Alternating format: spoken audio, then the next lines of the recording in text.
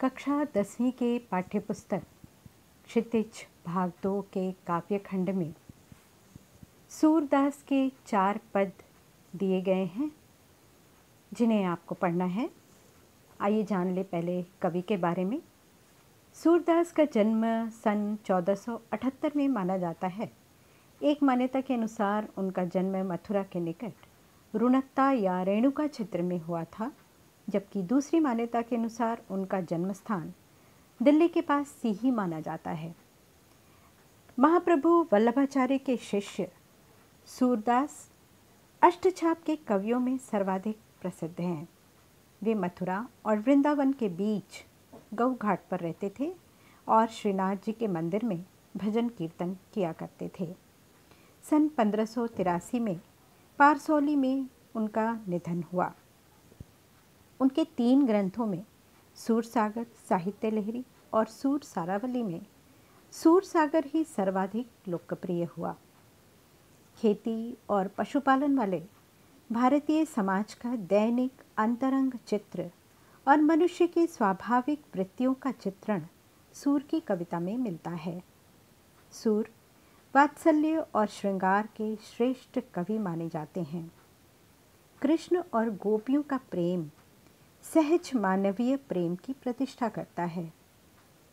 सूर ने मानव प्रेम की गौरव गाथा के माध्यम से सामान्य मनुष्यों को हीनता बोध से मुक्त किया, उनमें जीने की ललक पैदा की। उनकी कविता में ब्रज भाषा का निखरा हुआ रूप मिलता है। वे चली आ रही लोकगीतों की ही परंपरा की श्रेष्ठ कड़ी मानी जाती हैं। यहाँ सूरसागर के भ्रमर गीत से 4 पद लिए गए हैं।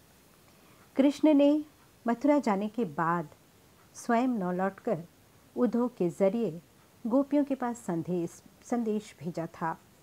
उद्धव ने निर्गुण ब्रह्म एवं योग का उपदेश देकर गोपियों की विरह वेदना को शांत करने का प्रयास किया। गोपियाँ ज्ञान मार्ग की बजाय प्रेम मार्ग को पसंद करती थीं। इस कारण उन्हें उद्धव का ये संदेश शुष्क लगा, पसंद नहीं आया। तभी वहाँ एक भंवरा आ पहुँचा। भ्रमर गीत, भ्रमर यानी भंवरा, यहीं से भ्रमर गीत का प्रारंभ होता है। गोपियों ने भ्रमर के बहाने उद्धव पर व्यंग बाण छोड़े। पहले पद में गोपियों की यह शिकायत वाजिब लगती है कि यदि उद्धव कभी स्नेह के धागे से बंधे होते तो वे विरह की वेदना को अनुभूत अवश्य कर पाते। दूसरे पद में गोपियों की यह स्वीकारोक्ति है कि उनके मन की अभिलाषाएं मन में ही रह गई हैं। कृष्ण के प्रति उनका जो प्रेम था उसकी गहराई को अभिव्यक्त करती हैं। तीसरे पद में वे उद्धव की योग साधना को कड़वी ककड़ी जैसा बताकर अपने एक निष्ठ प्रेम में दृढ़ विश्वास प्रकट करती हैं। चौथे पद में वे उद्धव को ताना मारती हैं कि कृष्ण ने अब राजनीति पढ़ ली है। अंत में गोपियों द्वारा उद्धव को राज धर्म यानी प्रजा का हित याद दिलाया जाना सूरदास की लोक धर्मिता को दर्शाता है। आइए देखते हैं पहला पद। उद्धव तुम हो अति बड़भागी, उद्धव तुम हो अति बड़भागी, अपरस रहत स्नेह तगाते, नाहिन मन अनुरागी, पुरई निपात रहत जल भीतर, तारस देह न दागी, जो जलमाह तेल की गागरी, बूंद न ताको लागी, प्रीति नदी में पाँव न बोरियो, दृष्टि न रूप परागी, सूर्यदास अबलाहम भोरी, गुर चाटी जो पागी। गोपियाँ कहती हैं कि उद्धव तुम तो बहुत ही भाग्यशाली हो, बड़भागी यानी भाग्यशाली। अपरस रहत स्नेह तगाते, अपरस यानी अछूते, स्नेह रूपी धागे से तुम अछूते हो और तुम्हारे मन में कोई भी अनुराग नहीं है। इस कारण वे इन्हें बड़भागी कह रही हैं, लेकिन प्रकारांतर से ये व्यंग्य है। बड़भागी यहाँ कहने का मतलब है अभागा होना। कृष्ण के प्रेम के पास भी रह करके तुम उनसे अछूते हो। पुरई निपात रहत जल भीतर, तारस देह न दागी। पुरई निपात यानी कमल के पत्ते के समान जल के भीतर रहकर भी तुम्हारे ऊपर उसका कोई निशान नहीं पड़ा है। जिस तरह से कमल का पत्ता जल के अंदर रहकर भी जल के प्रभाव से बिल्कुल अलग रहता है, उसी प्रकार तुम कृष्ण के प्रेम में रहकर भी उनके प्रेम से अछूते हो। जिस तरह से जल की गागरी, जल में तेल की भरी हुई गागरी रहे और उस पर एक भी बूंद ना लगे, उसी तरह से तुम्हारा कृष्ण के करीब रहकर भी उनसे अछूता रहना है। तुमने तो अपनी प्रेम रूपी नदी में पाँव भी नहीं डुबोया है और तुम्हारी दृष्टि कृष्ण के रूप पर नहीं पड़ी है। वे कहती हैं, हे उद्धव, हमारी दशा तो तुमसे पूर्णतः विपरीत है। हम तो कृष्ण प्रेम में वैसे ही अनुरक्त हैं जैसे गुड़ से लिपटी चींटियाँ। हम सीधी सादी, भोली और अबला हैं, इसलिए तुम्हारी भांति ज्ञानी बनकर कृष्ण प्रेम से विलग रहना हमारे लिए संभव नहीं है। यहाँ पर गोपियाँ अपनी वाक्पटुता से उद्धव और उनके निर्गुण ब्रह्म के ज्ञान को पूरी तरह से परास्त करने का प्रयत्न करती हैं। इसलिए कमल के पत्ते व तेल की गागर के समान उद्धव को और स्वयं को कृष्ण प्रेम में पगी चींटियों के समान बताती हैं। वियोग श्रृंगार रस है यहाँ पर। आइए अब देखते हैं दूसरा पद। मन की मन ही मांझ रही, मन की मन ही मांझ रही, कहिए जाई कौन पे ऊधो, नाही परत कही। अवधि आधार आस आवन की, तन मन बिथा सही। अब इन जोग संदेसनि सुनी सुनी, बिरहिनी बिरह दही। चाहती हुती गुहारी जितही ते, उतते धार बही। सूरदास अब धीर धरही क्यों, मर जादा न लही। मन ही मन की मांझ रही, मांझ यानी में, अवधि समय, आस यानी आशा, बिथा व्यथा, दही यानी जलना, दहन, दहन से शब्द आया दही। गुहारी पुकारना, धार बही, धार यानी योग की धारा बहाना, धीर धैर्य, मर्यादा मर्यादा, लही यानी रखना। आइए अब इसकी व्याख्या देखते हैं।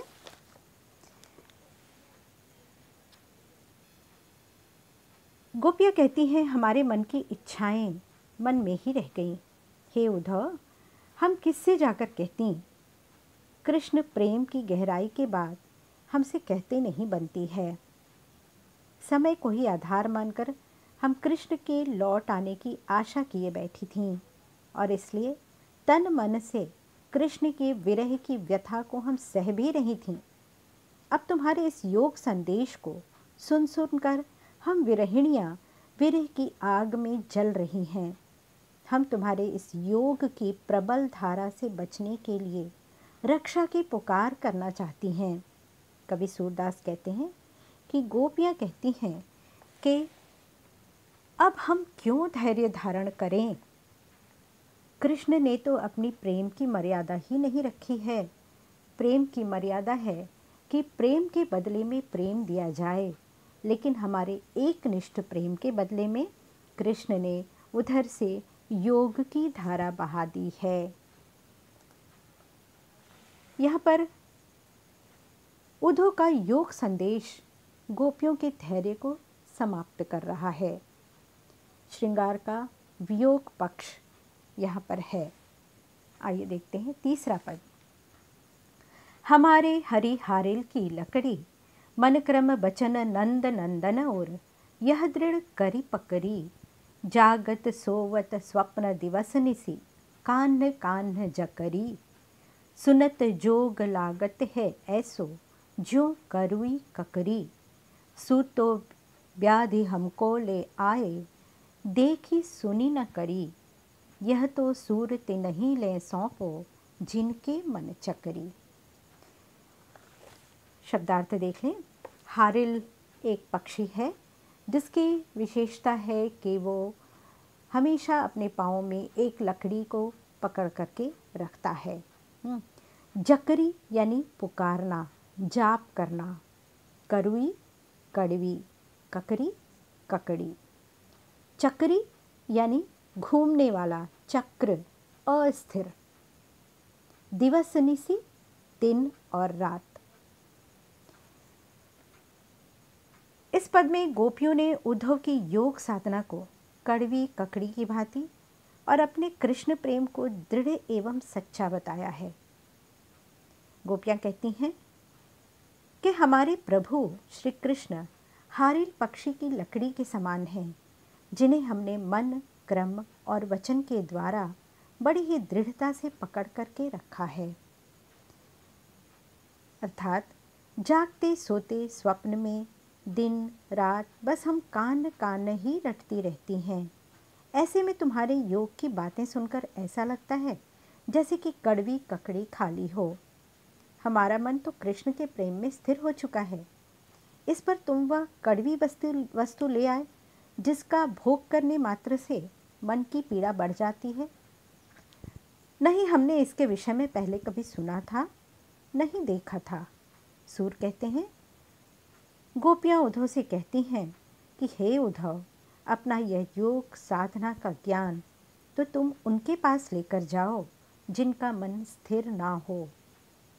हमारा मन तो कृष्ण के पास है। हम अपना मन कृष्ण को सौंप चुकी हैं, अतः उसका अब अन्यत्र लगना संभव नहीं है। यहाँ गोपियों की वाक्पटुता के दर्शन होते हैं और कृष्ण के प्रति उनकी पूर्ण निष्ठा, दृढ़ता और समर्पण की भावना भी दिखाई देती है। चौथा पद है, हरि है राजनीति पढ़ी आए, समझी बात कहत मधुकर के, समाचार सब पाए। एक अति चतुर हुते पहले ही, अब गुरु ग्रंथ पढ़ाए। बढ़ी बुद्धि जानी जो उनकी, जोग संदेश पठाए। ऊधो भले लोग आगे के, परहित डोलत धाये। अब अपने मन फेर पाहिए, चलत जो हुते चुराए। ते क्यों अनीति करें आपुन, जे और अनीति छुड़ाए। राज धर्म तो यह सूर, जो प्रजा न जाहि सताए। गुरु यानी भारी भरकम ग्रंथ। मधुकर भंवरा के लिए कहा गया, जो कि यहाँ उद्धव के लिए संबोधन है। जोग यानी योग। पहले ही यानी पहले ही। अनीति करें यानी अन्याय करते हैं। आगे के यानी पहले के। आइए इसकी व्याख्या देखते हैं। मधुकर यानी कि उद्धव के माध्यम से गोपियाँ संबोधित करते हुए कृष्ण को कहती हैं कि कृष्ण द्वारा राजनीति पढ़ ली जाने के कारण उनकी बुद्धि और अधिक हो गई है और बढ़ गई है। वे कहती हैं हमारे प्रभु ने अब राजनीति पढ़ ली है। हे मधुकर, हम तुम्हारी सारी बातें समझ गई हैं और वहाँ के सब समाचार भी प्राप्त कर लिए हैं। ये उलाहना दे रही हैं गोपियाँ कृष्ण को उद्धव के माध्यम से। एक तो कृष्ण पहले से ही बड़ी चतुर थे, दूसरे अब उन्होंने राजनीति का गुरु ग्रंथ भी पढ़ लिया है। तुम्हें जो योग का संदेश हमें देने के लिए भेजा है, उसी से हम समझ गए हैं कि उनकी बुद्धि और बढ़ गई है। गोपियाँ कहती हैं, हे उद्धव, पहले के लोग भले थे, जो दूसरों के कल्याण के लिए घूमते फिरते थे। अब हम अपना मन उनसे फिर से पालेंगी, उन कृष्ण से जो उसे चुरा कर ले गए थे। जो दूसरों को अन्याय से मुक्त कराते हैं, वे कृष्ण हम पर क्यों अन्याय कर रहे हैं? अर्थात यह जानते हुए भी कि हम उनके प्रेम में मग्न हो चुके हैं, उन्होंने तुम्हें योग का संदेश देकर हमें समझाने के लिए भेजा है। सूरदास कहते हैं, गोपियाँ उद्धव को समझाते हुए कह रही हैं, हे उद्धव, सच्चा राजधर्म तो यही है कि जिसमें प्रजा को सताया न जाए। यहाँ पर सूरदास की लोक धर्मिता दिखाई देती है। वे गोपियाँ जो हैं उद्धव को राजधर्म वाली बात बताकर सच्चा राजधर्म यानी प्रजा हित बताती हैं। जिसमें प्रजा का हित है वही सच्चा राजधर्म है। कवि की भाषा यहाँ ब्रजभाषा है और बहुत ही सूक्ष्म चित्रण उन्होंने किया है वियोग श्रृंगार का इन चारों पदों में। लोकगीतों की शैली पर आधारित है और इसमें प्रवाहमयता है, तुकांतता है, गेयात्मकता है। इन पदों में संबोधन शैली भी है। वे उद्धव को संबोधित करते हुए अपनी बातें कह रही हैं। कुछ अलंकारों का भी प्रयोग है, जैसे उदाहरण अलंकार पुरैनी पात रहत जल भीतर तारस देह न दागी। उत्प्रेक्षा अलंकार हैं, जो जलमाह तेल की गागरी बूंद न ताको लागी। या फिर ज्यों करवी ककड़ी गुड़ चाटी जो पागी, इनमें उत्प्रेक्षा अलंकार है। प्रीति नदी, यहाँ पर रूपक अलंकार का प्रयोग हुआ है। सुनी सुनी, कान्ह कान्ह आदि में पुनरुक्ति अलंकार है। अनुप्रास अलंकार लगभग हर पंक्ति में है, जैसे पुरैनी पात प की आवृत्ति हुई है। अवधि आधार आस आवन की में अ की आवृत्ति हुई है।